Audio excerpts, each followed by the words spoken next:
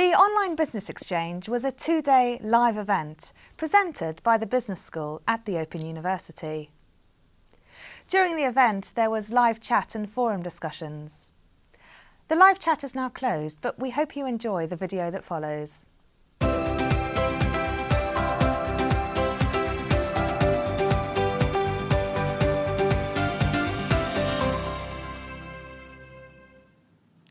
Hi, and welcome back to the Online Business Exchange. In this next session, we're tackling the issue of digital engagement of small businesses, and I'm joined by Carol Sheriff. Welcome.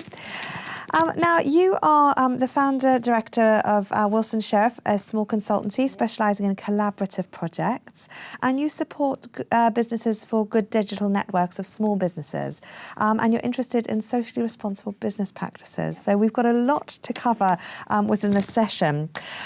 You're also a part-time academic at the Open University and at Hertfordshire Business Schools, and you have a keen interest in digital economy, leadership and collaboration. Yeah. Excellent. We've heard from some people before. We've been outlining some of the MOOCs earlier today that people can get involved with. And one of the comments that came through was Sylvia said it's great that alumni can enrol in some of these MOOCs because when she did her MBA, they didn't tackle issues of the digital economy. It's a very fast-paced growing things, and there's a lot of things that are changing the landscape, in particular in terms of how small businesses can operate. And yesterday we were talking very much about how small businesses can use some of the techniques that larger organisations are using with things like personalisation, social media, etc. So I wanted to first ask you about this whole issue of small businesses and whether or not they're digitally engaged. Yeah. Well, there's a difference in the statistics, really. If you look at the formal statistics that tend to be about whether small businesses have a website and whether they sell digitally, actually, the engagement, particularly among the smaller businesses, is on the low side, much lower than medium and large businesses. But if you ask the question, do you run your business digitally? Almost all, it's a phenomenally high percentage in the 90s. Small businesses, of course, you use electronic finance and banking. They communicate. Written invoices are a thing of the past, really. So all invoicing is done digitally. Contact with suppliers is all done digitally. So it's been a revolution, but a sort of hidden one. And I think many small businesses don't think of that side as being the digital economy. Right. And yet, of course, that's where they have huge advantages because, it makes you very flexible. Very efficient, if you get it right, and that's really what makes a small business stand out. So, it's very exciting, what's happening. Of course, it does mean, though, small businesses ought to also be taking advantage of some of the opportunities to sell, via websites, social media, that kind of thing. And remembering that many small businesses are business to business. Yeah. So what we see, don't you, when you go on Twitter, which is a wonderful place for small businesses, you see all these retailers, small retailers selling to customers. But actually there's a huge swathe of, the businesses who sell to other businesses. And, they could catch up, really. Excellent. So there's a lot of, administrative side of the spectrum that you're talking about that are digital, that we may not perceive as digital. I wanted to focus very much on some of the practical aspects in terms of how small businesses might capitalise on the digital economy, what advantages they can really utilise to push forward. So could we look at that administrative side of things? You've mentioned things like invoicing, etc. What are some of the ways that you might encourage small businesses to be smarter and be more flexible? One of the biggest ways is actually very, very simple, and it is around the financing. And, there are widgets and apps out there, but actually nowadays, your bank ought to supply you with all your information electronically. You ought to be able to log on and get your information, which means, a small business can track its cash flow well, you could, nobody wants to, but you could from minute to minute. Yeah. You know, where it is previously you had to wait for your statement and reconcile it. And, you know, the cash in a small business is very, very important. So I think if businesses aren't making use of that, you know, that's a real advantage. As I talked about invoicing, now many invoices go through, you know, they're actually emailed, sent. So it's just a different form of post. But again, you can organise to pay and be paid straight into your bank. Right. And again, you know, we know that small businesses have problems with making large businesses pay on time, frankly. Yeah. So, you know, the more you can get it straight in your account and set up an arrangement so it all works digitally, just the easier it is for money to come in and go out, and also then for you to see where you haven't been paid. Right. You know, which again is you know, if you think how small some of the small businesses are, it's probably the same person looking after the finances and doing the social media. Yeah. So the easier you can make it, the more you can spend time on selling and that kind of side. We've seen an emergence in apps and ways that people are innovating the digital economy to make things easier for small businesses. I'd like to come onto social media in a little while, but just thinking of this idea on finance and managing cash flow, are there any tools or techniques or apps or products available that can assist with that? There are. And in a way, the best place to go and find them is to search for a compare site, right. because it's a growing area, and partially the developers have cottoned on that small and medium size, because it's not just the small businesses, you know, have a need to make their business more efficient, and because they're quite small, it's actually easier to develop apps like that. So on the finance side, the sort of bookkeeping side, you can run all that via apps at the moment, which means, you know, for my own business, we now do all our own accounting and just have it checked by an accountant at the end of the year. You know, we can do all that as we go along. VAT, that's worth mentioning, of course. You can do most of your taxation electronically at the moment. It all just saves you time and money.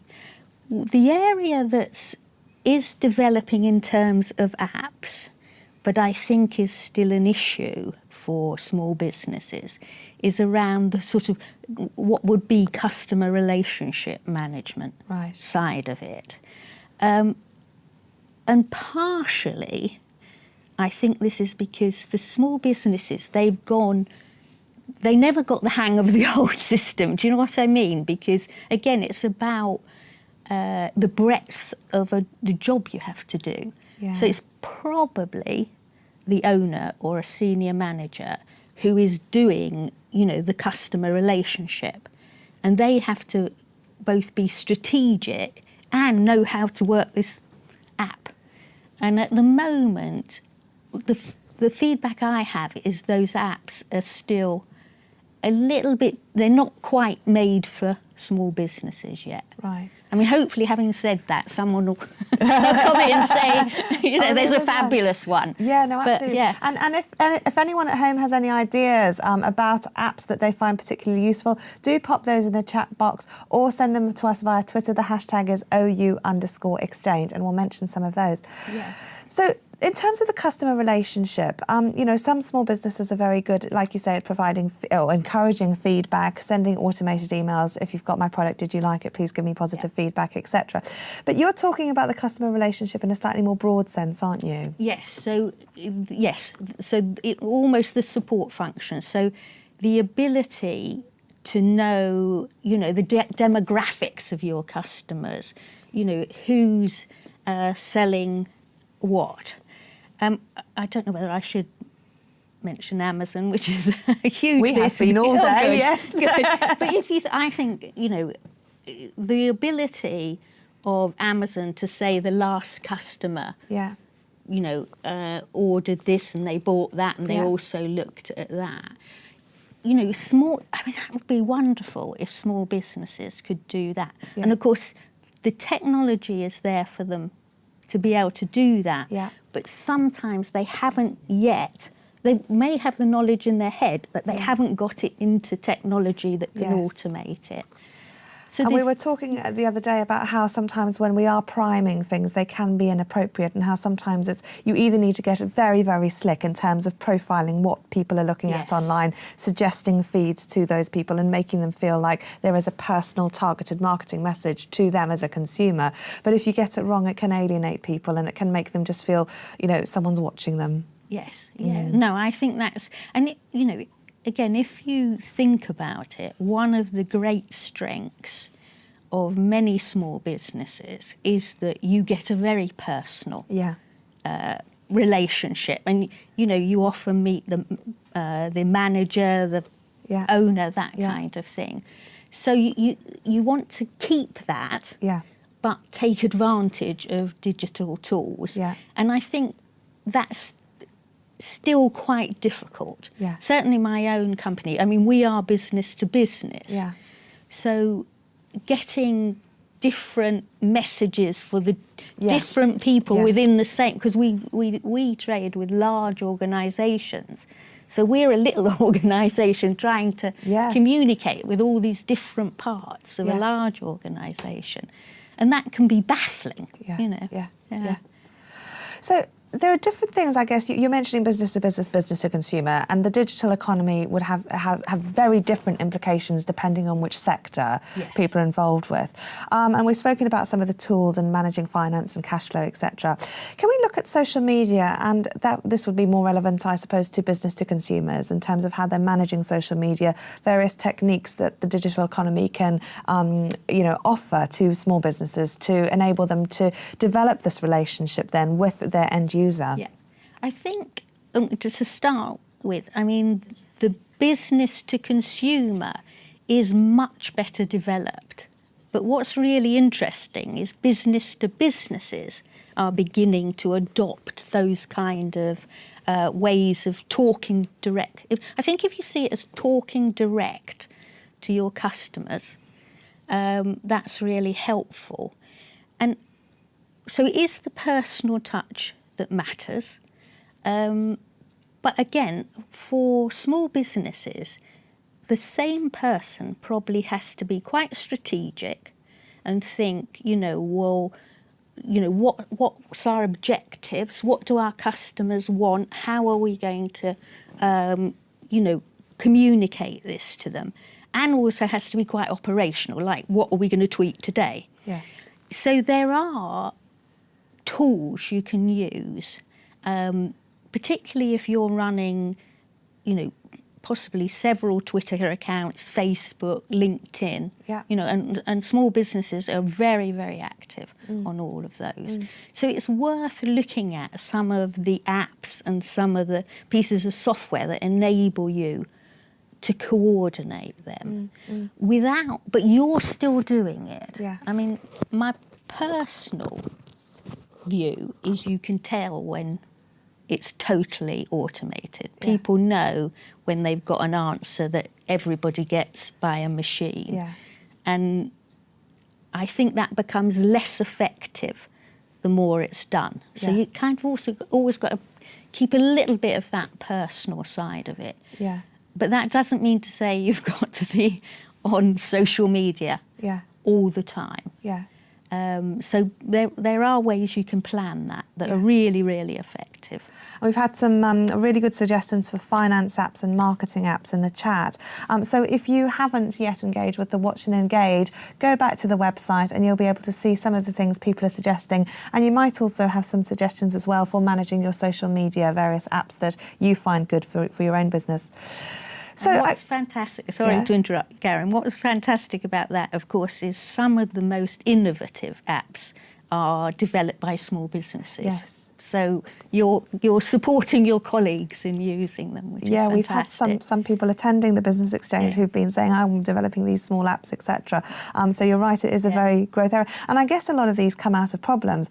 I need a solution to X, Y, and Z. Well, how, and it is, people are enabled now to find out about programming, to develop things themselves and to work with people. And what a great idea for a small business when you don't have those overheads and that supply chain to sort out. Apps are perfect. Yeah, absolutely. Wonderful. You mentioned this idea then about having things planned and the need for small businesses to keep it personal. So whilst some of those bigger organisations can, with varying degrees of effect, automate responses and manage things a lot more effectively, for small businesses specifically, how do they then balance this this idea of how long it can take to have this personal effect and what importance that has in terms of their business? And is that different in terms of a business to consumer or business to business? Are there different things that people need to be bearing in mind? I think it does depend on the number of people you're selling to, I think. If you're business to business and your customers, are large businesses, I think you've got to take a very strategic view about, why you're on social media. Doesn't mean to say you shouldn't be, but, is that the most effective way? Whereas if you're business to business with a large number, you want to sell to, you're selling maybe lower value but to a larger number of people. Or if you're going to consumers, you've virtually got to be on social media nowadays. And what's very exciting, I think, is that smaller businesses are finding ways of using social media rather than necessarily websites. I mean, a lot of them have a website as well, but a good number of them don't. And so what they use is once you get into Instagram and things like that, they've got a whole suite of different sites instead of the one kind of corporate site. And so they're selling off, very, very many different platforms. But as your question implied, so you've got to you have to manage your time. It's not even always about money, it's just sheer hours in the day. And I think that's about, it's the old classic, isn't it? It's time management. Do what's important, not what's urgent. You can, as we said before, plan, your social media campaigns ahead of time when you're maybe less busy and push them out. And the other thing is, on both Facebook and Twitter, and I'm sure other places as well, there are these business hours and things like that. So rather than tweeting when you've got, you think, I'll have a go at Twitter or LinkedIn or whatever, you can actually go on when either consumers will be there or businesses. A bit like we're doing with this event. You go purposefully where people will be gathered. And that's much more effective, really. Yeah. No, and you're absolutely spot on about the time management because, in the chat box, there are so many small business owners whose primary concern really is streamlining things to save time, to be smarter and more flexible. You touched on market segmentation, and that's something we've been talking a little bit about throughout this programme. And I'm just conscious that, to be smart, we also need to be mindful of who these end users are, or who our customers are, and then how we can proportionately segment our market so that we are being appropriate. Have you got any advice there in terms of how people might then manage that within a digital economy? Well, in some ways, the very best way to do that is to be able to talk direct to the customers or a group of customers. And so in a way, we're moving into a different part of the digital economy. And, small businesses have run very successful webinars and things like that.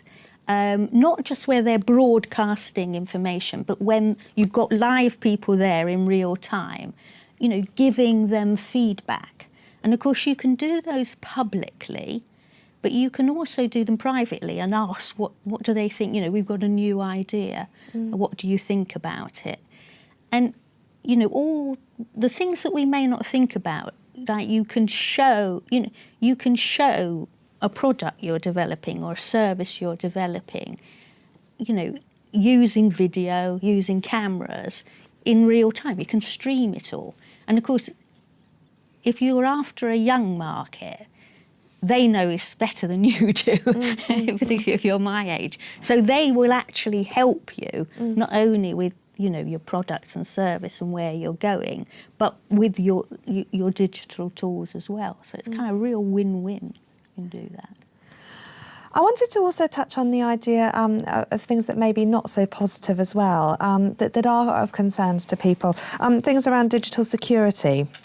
Yeah. And also this whole idea that, whilst we have a digital economy, for a lot of people that isn't always the same. Some people will have various internet speeds, some people will have various internet access issues, especially in a global context. So I wanted to think about, how that might impact on small businesses, how I guess they can identify where the parameters are and how far they should stretch. What's the most economic use of time within that context? Yeah. Well, there's a lot of things there. I think sort of digital security is becoming much more serious. A lot of businesses, but particularly at the small and medium size, use open source technology, and which is fabulous because you can get it free. Unfortunately, that's more prone to hacking and things like that. So you've got to be careful about that.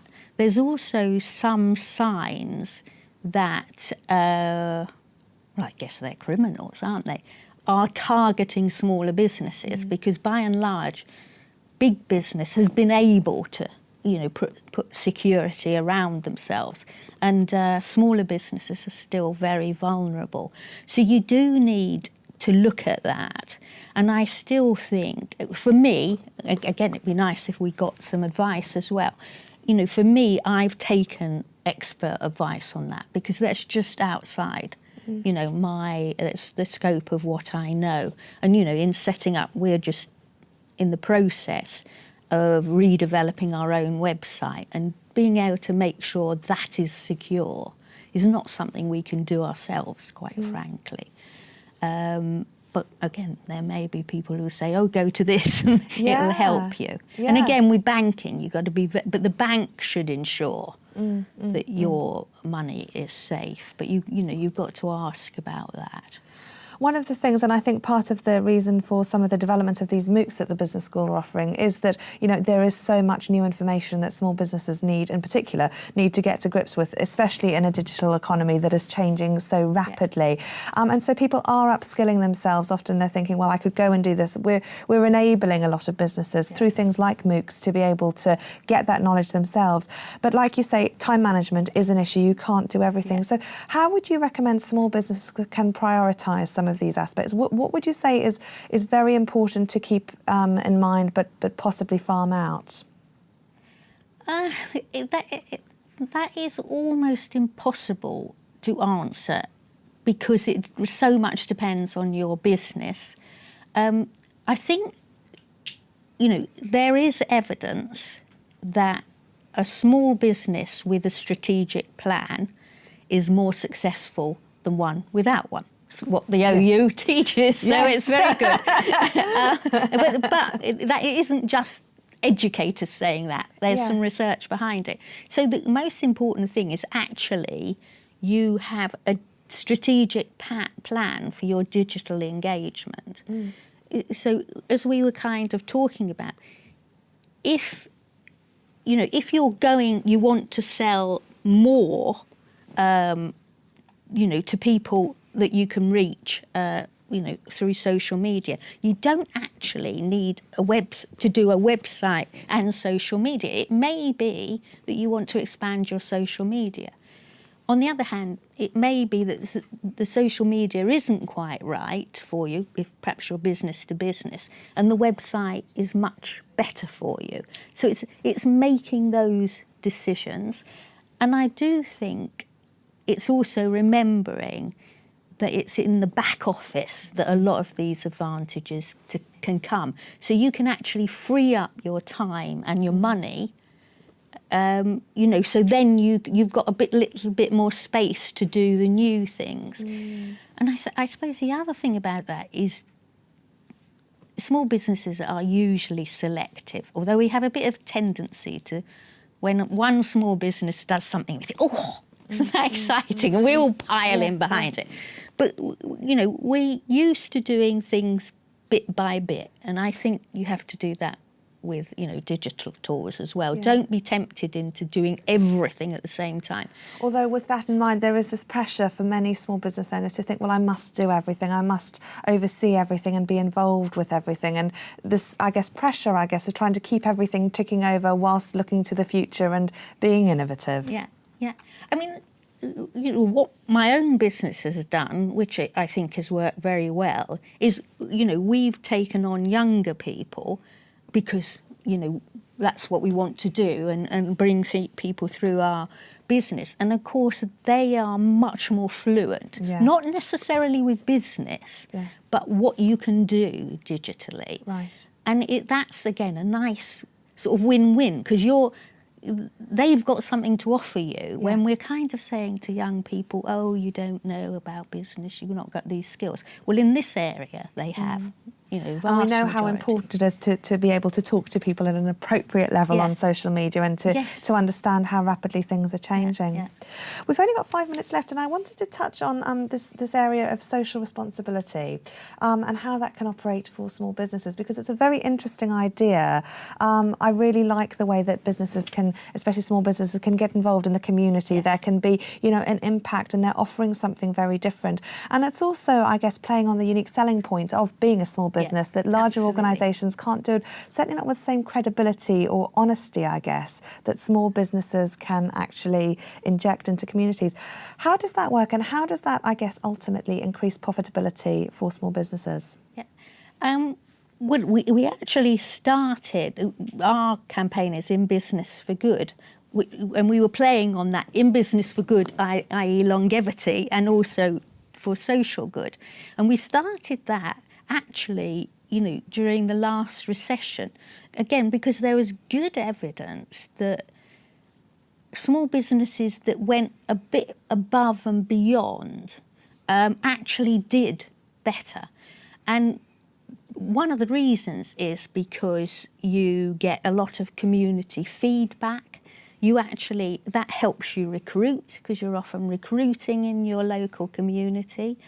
It also helps you with customer feedback, because people come and tell, you know, they want to tell you things. So it is driven by a lot. I mean, small businesses have always, you know, done huge amount in whatever is their local community, because it isn't always, you know, literally outside their door. You know, so they've always done that, but they've not always shouted about that and made it obvious. And again, what's exciting about the digital economy is you can shout about it, but in a, you know, in a respectful manner. Right. You can make it known, you know, without some of the backlash that some of the corporates get, that they only do it for marketing. Yeah. You know. And the other thing is you can learn from other businesses what works and that kind of thing. I've seen some small businesses almost do voluntary things. So, for example, at school fetes, as you know, part of the community, they'll often come and do something with a view to, like you say, getting customers, getting feedback, being part of that community. Yet, obviously, for small businesses, that time means that they're not able to do things elsewhere. How important would you say that balance is in terms of this whole idea of socially responsible business to put things back in the community? And when does that payoff sort of, where is the balance, I guess, in terms of that payoff? Yes, that's such a good question, because I don't know that people even look at it like that. You know, usually small businesses are part of the local community. So if you're running anything, you go and knock on their doors. And, you know, whether it's raffle prizes or what it is. But also, they recruit from the local community. So small businesses, you know, are much better, for example, at recruiting people and retaining people with mental health issues, because you're embedded Yeah. in this community, and I think that's a strong emotional pull. What is good about it is it also happens to be good for business. Yeah. But I don't think that's why people do it. I think they start for a different reason, Yeah. and or concern for the local Yeah. environment, and then they find actually it works for them, so they keep doing more of it. Yeah. But I'm not sure we can put pound for pound on it. But No, absolutely. Thinking about this whole idea digitally then, for those, small businesses who may not have a local community and who are online, how might some of this apply to them? well, of course, what happens is you end up with a digital community, which can be, people selling in the same space as you are. Or it can be a sort of wider geographic space. And of course, many small businesses now, are global. So it's often looking for businesses like yourself. And then, social enterprises and charities are often in the same space. And there's a real, win-win again for tying up with, a social enterprise. But isn't it difficult to rally some of those together when you're online? How do people go about actually making those connections when, personal contact seems to be so much at the heart of what this is all about? I think they happen in two different ways. Either you seek out, a business hour, or a lot of, charities do weeks and things like that. So you're interested in this week and you find all kinds of contacts. But once you're in the sort of social media space, quite often, charities will come to you. And so that is the bit where you need to be strategic, as horrible as it sounds. So you want a good fit between your organisation and theirs, because then you'll have a long-term relationship, not a bit of money here. It's actually the long-term relationship that works best. Wonderful. Thank you so much, Carol Scherer, for coming and talking to us about that. There has been a lot of discussion in the chat, lots of sharing of apps. I'm not going to do that now. If you'd like to see what people are recommending, you'll need to come into the Watch and Engage section of the website. And to do that, you either log in using your student ID if you're alumni, or you can get an Open University visitor account if you don't already have an Open University computer name. It's very quick and easy to do. If you go to the website, it'll direct you there. But there has been a lot of very valuable sharing of apps that I'm sure will benefit you if you have a small business. We're going to show a short video about that interface, so it will take you through and then you'll see what to expect when you do arrive in the Watch and Engage section of the website. And I will be back very soon, where we'll be talking about supply chain management with Rob Moore and Bjorn Klaus. That'll be beginning at 11 o'clock. We'll be having some live chat, which again you can only engage with during the Watch and Engage section of the programme. We also do have Twitter though, and the hashtag is OU_exchange. And we do have a feedback on the website that we'd love to know what your experiences of the event so far, and if you've got any suggestions, we'd really like to hear from you. I'll see you back here at 11.